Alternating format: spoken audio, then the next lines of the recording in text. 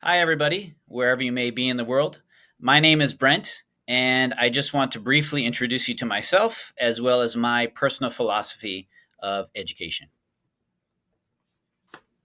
So, to begin, I'm from Upper Michigan in the United States. I grew up on a family farm, and from my parents, I was highly motivated and interested to learn more about myself, my thought processes, and also about my background.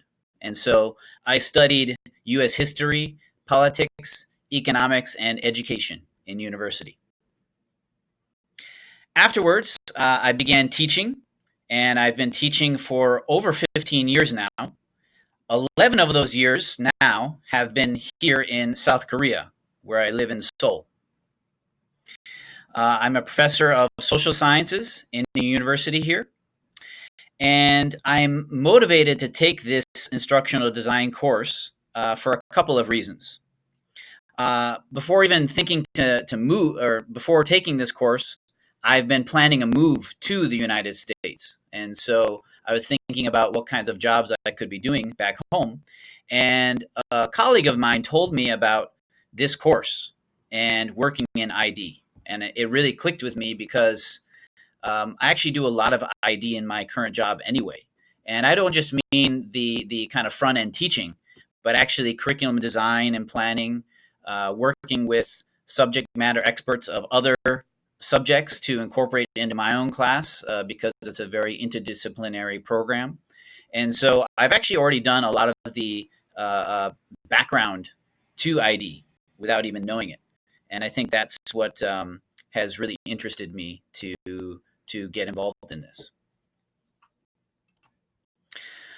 In our course readings for this week, week one, it talked about some of the major touchstones, like Knowles' characteristics of adult learners, the ADDIE model of learning experience design. And we also had some other readings in the course, two of which I chose on learning progressions and on the 21st century educator. And in all of these readings, I found something that connects with me personally in my personal philosophy of education, and that is collaboration. In the article on learning progressions, the authors detailed how students progress on a typical, though not identical, path to mastery of a skill with the guidance of an instructor. And in the article on the 21st century educator, one of the skills they highlight is that instructors, and even we as instructional designers, must be collaborative. As teachers, they work with their students or with their colleagues.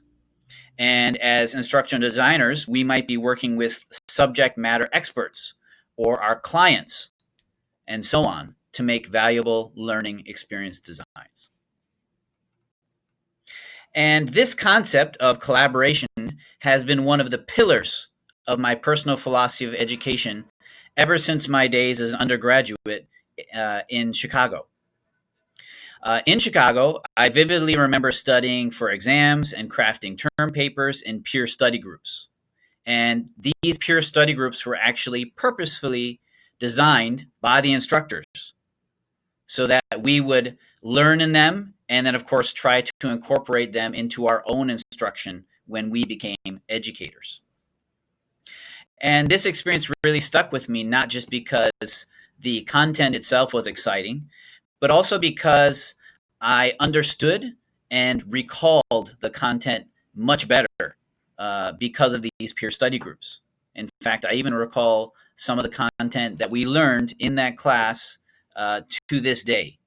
And I don't know if that's something that we can all say about classes that we took in university or even high school a long time ago. So obviously, it was very powerful for me. Also, in the same classes, we learned about the interesting cognitive development theories of Lev Vygotsky, who said the following: "What a child can do today without assistance, she will be able to do by herself tomorrow." So we learn from and in collaboration from others. which has clear implications for us in instructional design.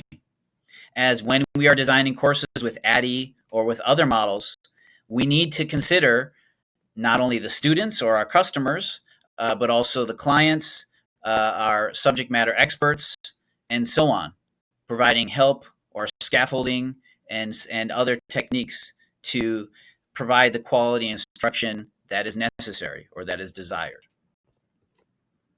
And so ever since I've done my best to collaborate in my instruction. Certainly as a university instructor, I give at least the occasional lecture, which itself I admit is not the most collaborative activity.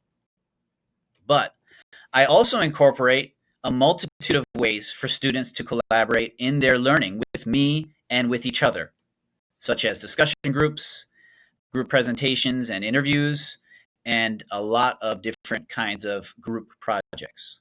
Again, trying to incorporate collaborative learning, something that I benefited from as a student, and also something that the students tell me that they not only enjoy, but also, again, learn more from in their studies.